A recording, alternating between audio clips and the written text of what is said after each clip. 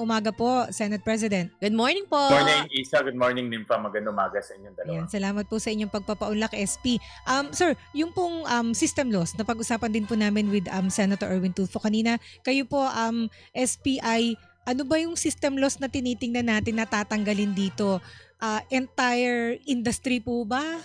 Ano ho yung trajectory po dito, SP? Kasi ang konsepto ngayon, Isa, Nympha, yung system laws, ang sumasalo niyan ay consumers. So, pinapasa lahat ng system laws sa consumers. Tayo nagbabayad niyan. So, ang konsepto ngayon ay babalik na rin natin. Yung distribution utility na ang sasalo, pero sila rin ang may kapangarihan na pababain yung system laws. Dahil yung system laws, pwedeng pababain yan eh. Kung gagamit sila ng bagong teknolohiya o gagamit, let's say, yung tinatawag natin distributed, yung mga solar rooftop, pwedeng paliitin yung system law. So, ang ibig sabihin, kung sino may kapangarihan, kung sino merong capability na pababain yung system law, siya dapat ang sumalo nito. Kasi ngayon, Sige, go ahead. parang tama ho bang ipagpalagay, Senate President, na hindi nagkukusa o hindi nagpupursige yung mga distribution utilities, mga electric cooperatives na i-minimize yung mga system loss kasi ipinapasa lang sa atin. Tama ka dyan, Nympha. Actually, yan na-hit mo yung pinakapunto dyan. Dahil nga, ipinapasa lahat yan sa consumers, walang incentive or walang motivation yung mga distribution utilities na pababain yan. Pwede kasing pababain yan. Bigyan kita ng halimbawa. Kung let's say yung mga transformers nila at yung mga substation nila ay bago at moderno, pwede nilang pababain yan. In fact, yung mga unang panahon ng system loss na sa mga around 12%. Pero bumaba na yan to about 5.5% kasi nga naglalagay ng mga bagong teknolohiya. At pwede pang pababain yan. Kaya ngayon, nakikita ko na dahil ang consumer naman, wala naman tayong kapangyarihan. Hindi naman tayo pwedeng bumili ng teknolohiya. Ang pwedeng bumili na yung mga distribution utilities. Sila na ang mayroong, kumbaga sila na ang sumalo ng system loss dahil sila naman ang may kapangyarihan na pababain ito. Opo. Senate President Gatchalian, gaano po kahalaga na maisabatas po itong pagtanggal sa system laws? Kasi naalala ko, sabi ni Congressman Shell Jokno ng Akbayan, hindi naman na kailangan ng batas para tanggalin yan. Pwede namang magkusa na yung mga kumpanya na alisin yung system laws. Yun nga, yun kasi talaga ang tanong kung magkukusa yung mga system law, yung mga kumpanya. Nasa IPIRA kasi yan Isa. So, kailangan talaga amendahan yung batas dahil nakasulat sa IPIRA na ipinapasa yan sa consumers. Although, yung regulation, meaning kung gaano kalaki ang ipinapasa, nasa ERC yan. Pero ngayon, babalik na rin na nga natin yung konsepto. Kasi dati ang konsepto, lahat consumers eh. Ngayon, ang konsepto ngayon, utilities na ang sasalo ng system laws. Kaya kailangan ng batas. Meron po ba kayong target na maisabatas to? Kasi ngayon po, naglabas yung House of the Representatives ng statement na nag-file na rin po si House Speaker Faustino D. III at si House Majority Leader Sandro Marcos ng same bill po na tinatalakay ngayon sa Senado. Actually, nakikita ko, Isa, Nympha, na yung batas dahil may meeting of the minds na, ang Pangulo, House of Representatives, even sa Senate, 8 ang nag-file ng pagtanggal ng system laws. Kaya halos malapit ng majority yung nag-file ng system laws. So meron ng meeting of the minds na i-approvean to. So tingin ko kaya to within tingin ko hanggang katapusan, 3 to 6 months kayang tapusin to. Ang pinakamalaking magiging issue dito ay yung computation ng system loss. Kasi magiging, kagaya ng sinabi ko, na dati consumer ang sumasalo nito, ngayon ipapasok na sa distribution utility. Paano ngayon maglalabas ng regulation na distribution ang sasalo nitong system loss at siguraduhin hindi ipapasa sa consumer sa ibang mga items. Yes, opo. Ngayon kasi naka-unbundle yan. Makikita mo sa bill natin, may system loss. Baka naman pag pinagbawalan natin, itatago naman sa ibang item. Correct. Hindi natin or i-rename, di ba? Yun nga po. Correct. So, paano po ang gagawin? Kaya doon sa batas ko, mahigpit, nakasulat doon, bawal ilagay sa ibang item at dapat kasama to sa income statement ng distribution utilities. Ngayon, ang pinaka nakikita kong kumbaga bottleneck dito ay yung ERC. No, yung maglalabas sila ng regulasyon na siguraduhin na hindi ito itatago sa ibang mga ipapasa sa atin. So, nasan ho ba yung system loss? Sa ano lang po ba yan? Sa distribution? Distribution lang yan. No? Dahil nga, pagpasa ng mga... Ang system loss may dalawang klase yan. No? Yung technical loss. Opo. No? Dahil nga pag dumadaan ng kuryente, nababawasan siya. So, yun yung tinatawag na technical losses. At pangalawa, yung non-technical. Ito yung mga jumper. No, lalo na sa mga syudad. So ngayon itong mga jumper na ito dahil nga sasaluhin na ito ng distribution utility, magiging mas mahigpit sila ngayon sa pagpuputol o paghuhuli ng jumper. Ngayon kasi mag-jumper ka o hindi, ipapasa yan sa consumer. So kahit na ang malaki ang nakawan, walang talo ang utility dahil ipapasa lang sa atin yan. So wala silang incentive para putulin o wala silang incentive na manghuli dahil nga yung mga nagbabayad ang magbabayad ng ninakaw. Opo. So, ang timetable po, SPI, basta by December, pwedeng pamasko na po ito ng gobyerno, ng Kongreso, magagawa na po yung batas na magpapatigil sa system loss. And pamasko nyo na. Correct, kaya yan. No? So, ang matitipid natin dyan sa electricity bill natin, between 5% to all the way to 10%. Depende kung nasaan ka. Kung nasa probinsya kasi malaki ang system loss eh. Maabot yan ng mga 12% pa nga. So depending sa lugar mo, between 5 to 12% of your electricity bill. Opo, kanina po nakausap namin si Senator Erwin Tulfo kasi may nabanggit siya, may mga naglalabi, di ba, na patungkol po dito sa system loss. Ito na lang po, assurance yun na lang po bilang Senate President na hindi kayo madadaan sa kahit anumang panglalabi, anumang pakiusap, desidido kayo sa Senado na talagang tatanggalin na itong systems loss. Isang pinakamabigat na lobby ay lobby ng consumers eh. Yung daing ng mga consumers natin, yung daing ng taong bayan kasi nga ang taas ng kuryente natin, biro mo 14 pesos per kilowatt hour, the highest in Southeast Asia. So, yan ang pinakamabigat na lobby at daing. Kaya at matagal na rin natin pinag-aaralan to. So, ngayon lang ulit na buhay to dahil may political will na ang ating pangulo at sa pag-aaral rin naman ng mambabatas, kaya naman so din ng distribution utilities. Opo. And then dito sir sa kuryente, natatandaan ko kasi, sir, meron tayong, binalikan ko po yung mga text messages natin noon. Meron yung tungkol sa transmission, ito nababalingan natin ngayon, system loss. Pero i-recall natin na pagtuunan din po at one point yung transmission charge, di ba, ng Transco. Noon, naalala ko noon, sabi, may pinuna kayo na bakit ito 6 to 7% yung charge, dapat 5% lang pala hanggang kinorek nila. Di ba, SP? Correct. Kasi kung matatandaan mo dati kasi ang transmission or NGCP, hindi pa tapos yung project, pinapasa na sa atin. Opo. So, yun isa sa mga pinuna natin na inayos naman ng ERC na dapat tapusin mo muna yung project bago mo ipasa sa consumers. Ang nangyayari, parang ginigisa tayo sa sarili nating mantika eh. Kumukolekta na sila sa atin pero wala pa yung proyekto. No? Halos wala silang puhunan, parang laway lang yung puhunan nila. Ang dayo. Hindi naman ganun ang konsepto nitong privatization. Ang privatization, gawin mo muna para ang consumers maging maginhawa, tapos tsaka kababayaran ng consumers. Opo. So, kaya ko lang po binanggit, gusto sana kasi namin, sir, na ma-point out na after nitong system loss, patuloy pa rin yung gagawing pagrepaso dun sa mga bayarin natin sa kuryente. Kasi ang dami Senate President eh. Marami. In fact, in fairness naman, no, may mga items doon na nakita kong bumaba. Like for example, in lifeline rate, na bumaba na siya ngayon, parang every year 70 million na lang. Na tingin ko pwede nang i-absorb ng gobyerno yon dahil maliit na lang.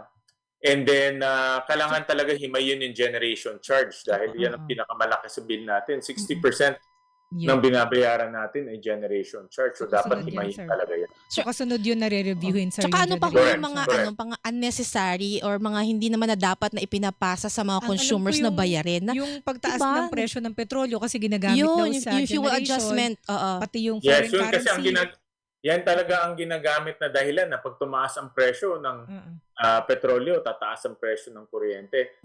Tama rin yun to a certain extent, pero hindi naman lahat-lahat. No? Dapat i-review ng ERC rin kung tama talaga ang ipinapasa sa atin. Dahil Sa ngayon, hindi nare-review yan eh. Kung ano man ang, sabi ko nga, kung anong isusubo sa atin ng generation company, yun ang ating babayaran, hindi rin i-review ng ERC. So yan din yung isang bagay na gusto namin i-amenda sa IPIRA na mas mahigpit pang dapat bantayan ng ERC yung mga fuel pass-on. Sir, ito po, kayo, tinututukan nyo na po ito sa Senado. I'm sure meron din pong pagdinig sa Kamara. Pero yung ERC, hindi ba sila yung may katungkulan na maghimay dun sa mga sinisingil? Hindi Tama. ba dapat meron silang audit? Narinig ko sa inyo, sir eh. Dapat Tama. audit. Correct. Ano yung particular? Dapat talaga, no? Ginagawa ngayon ng DOE, diba? Sa gasolina, ginagawa nila ngayon. So, ang ERC, dapat gawin rin naman nila yan sa kuryente. No? So, ang masaklap, 2023 pa yung last fuel audit nila. No, hindi na natuloy yun. In fact, noong 2023, natuwa nga ako dahil first time nila ginawa yun. Matagal nang daing rin yan ng mga consumers, pero nahinto naman to 2023. Kaya nag-request ang Committee on Energy na balikan ulit yun dahil malaking bagay yan. Ako, naniniwala ako, malaking ibababa ng kuryente natin kung magkaroon ng fuel pass-on audit. Ayun. So, sir, meron ho ba kayong ibibigay na timeline dun sa hinihingi po ninyong audit sa ERC? Yeah, so actually pinasubmit namin sila ng timetable, ng objectives at ng yung work program. So in the next hearing sisingilin natin sila para malaman natin kung ano ba yung kanilang timetable sa audit. Kayo na ang maniningil, di ba? Oo, kailangan. Maraming bagay na hindi nagagawa ng ERC. Kaya ano na lang kumbaga kung ano yung pinapasa sa atin, yun ang binabayaran natin. Ang sabi ko nga, ang ERC nandoon para bantayan ang interest ng consumers. At hindi natin naman sinasabi na merong masamang ginagawa o merong anomalyang ginagawa. Ang gusto lang natin ma-assure ang consumers na tama yung ating binabayaran. Baling naman po kami sa usapin ng impeachment, Senate President Gatchalian.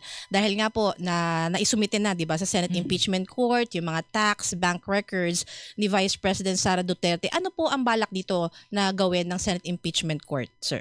Para sa Article 2 pa ito, Isa, no? Ngayon nasa Article 1 tayo, which is the confidential funds. And this week, pinatawag na yung dalawang COA auditors na may kinalaman sa pag-audit ng confidential funds. So, itong mga tax records ay para pa ito sa Article 2. Ito yung unexplained wealth. So, tatapusin na muna natin itong Article 1, in confidential funds. Pagtapos mapresenta ng prosecution in articles of yung Article 1, lilipat naman tayo sa Article 2. Opo. Senate President Gatchalian, sa usad po ng impeachment trial so far, magde-day 11 tayo bukas, di ba? Yung pa rin po ba yung nakikita ninyo na yung tagal ba ng paglilitis? Aabot pa rin po tayo ng hanggang next year, hanggang Valentine's Day? Well, depende yan, no? Depende yan sa strategiya ng prosecution. Kasi ngayon, kung makikita mo, ang may bola ngayon ay prosecution. So, depende yan kung ano yung mga ilalabas nilang mga ebidensya, kung meron na silang talagang sobrang tibay na ebidensya na hindi nakakailanganin yung mga ibang testigo. Kaya naman ganito kahaba dahil sa bilang ng testigo. No? Almost 100 plus yung testigo. Plus yung mga pieces of evidence, mga thousands. No? So, in other words, kaya tayo bumabagal dahil nga kada araw isang testigo lang. Minsan 2 araw isang testigo lang, depende sa sasabihin ng testigo. Pero kung maganda naman yung mga ebidensyang lalabas, tingin ko naman magka-cut sila ng bilang ng testigo. Ginawa nila yun kung matatandaan natin doon sa grave threat, no? 5 testigo ang ipinagpaliban na nila dahil nga maganda na yung nakuha. Maganda, sa tingin nila, maganda na yung mga nakuha nilang testimony. Siguro po, SP, ano yung maibibigay na paliwanag sa taong bayan? Kasi baka magtanong, bakit ba nagmamadaling tapusin? Bakit ba ito aapurahin? Nag-uumpisa pa lamang. Para lang po manawaan kung bakit. Maraming salamat dyan sa tanong na yan. Actually, nag-meeting kami ni Senator J.V. Ejercito last Thursday. Opo.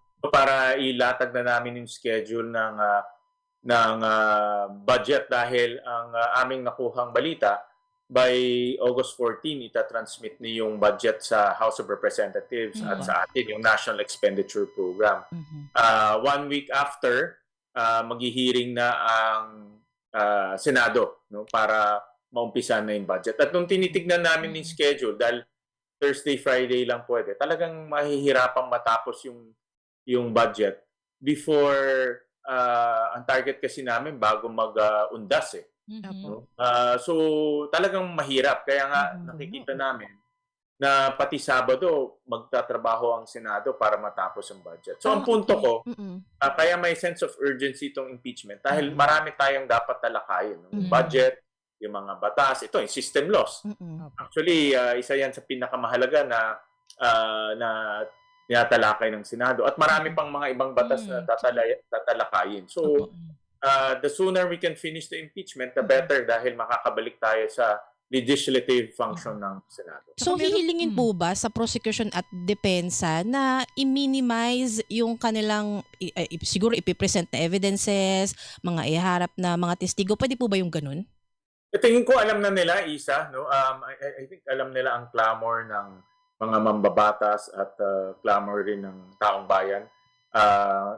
Kaya tingin ko, alam rin nila na the sooner we can finish this, mas maganda. No? So, conscious rin naman sila. But, siyempre, binibigyan natin sila ng laya na ipresenta yung kanilang mga testigo at laya ipresenta yung kanilang mga ebidensya. So, nakikita nyo po na meron talagang epektong impeachment trial sa legislative work, lalo na dito sa budget deliberations po for 2027 malaki. budget.